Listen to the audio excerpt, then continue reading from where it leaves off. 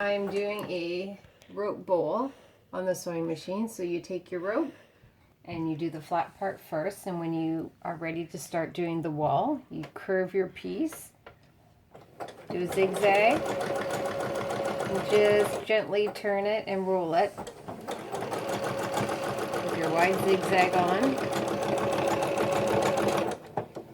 And then see how it's starting to get a lip? It's going to start to turn and be your fabric bowl.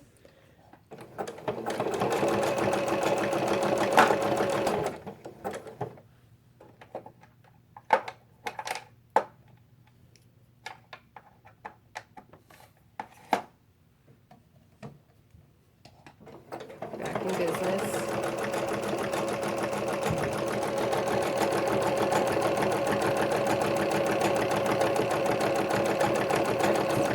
And here we are. You just keep going around and round and round. And you've got yourself a fabric bowl.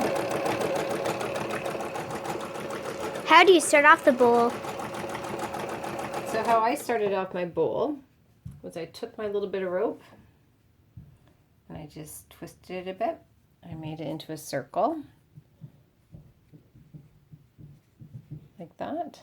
And then I put it under the sewing machine and I did a zigzag this way, reverse zigzag, stopped, turned it, and then I made the base really kind of tight and hard with just a zigzag. Stitch number 5 on mine.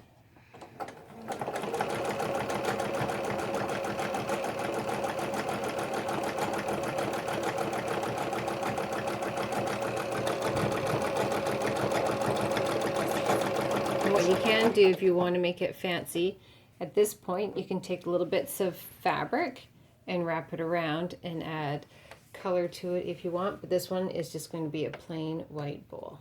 And that's it. Thanks.